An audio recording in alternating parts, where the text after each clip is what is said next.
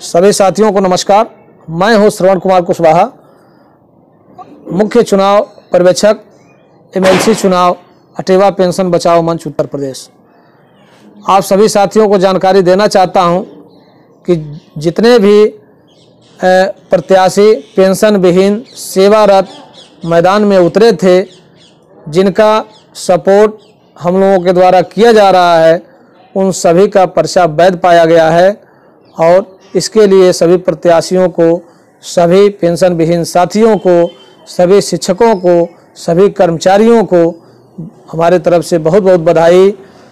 आज दीपावली का त्यौहार है।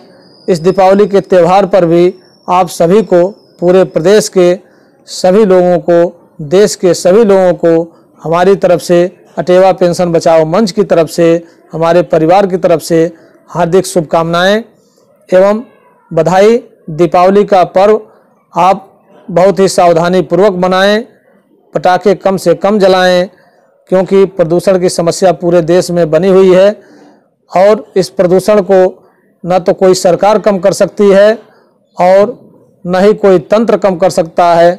इसको कम करने की जिम्मेदारी हमारे ऊपर है। सुरक्षित रहकर पटाखे अगर बच्चे जला रहे हैं तो उनको भी सुरक्षित रखें, कोई दुर्घटना ना हो, ताकि कल फिर हम अच्छे से मिल सकें और किसी के सामने कोई संकट की स्थिति ना आए। साथियों, विधान परिषद का चुनाव चल रहा है। लगातार आपके पास हम लोग मैसेज, वीडियो, तमाम तरीके से सूचनाएं प्रसारित कर रहे हैं, पहुंचा रहे हैं। आप बहुत बड़ी ताकत हैं, युवा हैं, इतिहास बदलने की ताकत रखते हैं। अगर आपने अच्छे से प्रयास किया, अपने प्रत्याशियों के लिए आपने मन से काम किया, तो आने वाले 15 दिन के बाद आपके पास एक प्रतिनिधि होगा जो आपकी बात को विधान परिषद में उठाने की क्षमता रखेगा। आप जिस मुद्दे को चाहेंगे, आप जब चाहेंगे, वो आपके मुद्दे के लिए तैयार रहेगा। विधान परिषद में वही बातें हूबहू बोली जाएंगी जो आपके द्वारा कही जाएंगी।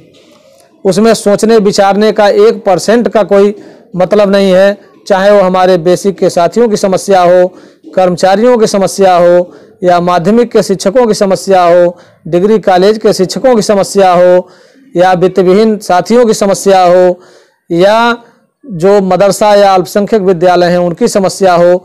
इन सभी समस्याओं पर हमारी नज़र है और सभी समस्याओं पर जितना भी हो सकता है हम लोग संघर्ष करेंगे। और इस संघर्ष के लिए आवश्यक है कि आप अपना बहुमूल्य मत जो है वो युवा प्रत्याशी जो अटेवा द्वारा समर्थित किए गए हैं उनको आप वोट देंगे। इसमें कोई आप इफ बट नहीं करेंगे। जाति धर्म को आप साइड में करेंगे, गुट को आप अलग करेंगे, क्योंकि गुटों को आप 40-40 साल से वोट देकर आपने देख लिया कि गुटों ने आपको विभिन्न भागों में बांटने के अलावा उन्होंने आपके हित का कोई काम नहीं किया। हित का काम तभी हुआ था जब वो एकजुट थे। आज कई गुटों में वो बटे हुए हैं और इस कई गुटों में बटे होने के कारण आपकी समस्या हल नहीं हो पा रही है। अटेवा ने हमेशा जोड़ने का प्रयास किया है। सफाई कर्मी से लेके और ऊपर तक के प्रोफेसर तक को अटेवा ने एक मंच पर लाने का प्रयास किया है, क्योंकि ये मुद्दा हमारा ऐसा है कि ये बिना एकजुटता के हो ही नहीं सकता।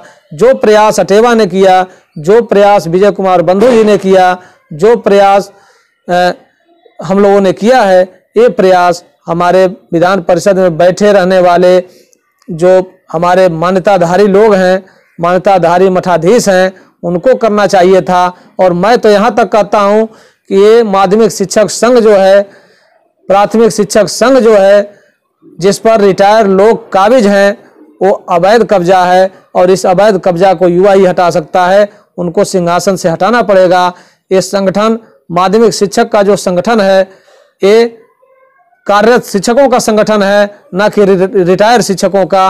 और रिटायर शिक्षकों को ससम्मान उस पद को खाली कर देना चाहिए।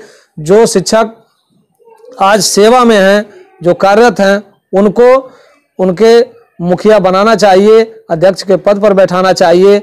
हम लोगों को चुनाव से कोई लेना देना नहीं था, लेकिन जब इन लोगों ने स्वयं मैदान में उतरने का फैसला कर लिया, तब ये जरूरी हो गया था कि इनको करारा जवाब दिया जाए। और ये नारा दिया है बंधु जी ने कि सेवारत बनाम सेवानिवृत्त। आपको तय करना है कि आप सेवानिवृत्त के साथ हैं या सेवारत पेंशन विहीन के साथ हैं। इसी के साथ अपनी बात समाप्त करता हूं। जय युवा, जय टेवा, पुरानी पेंशन जिंदाबाद।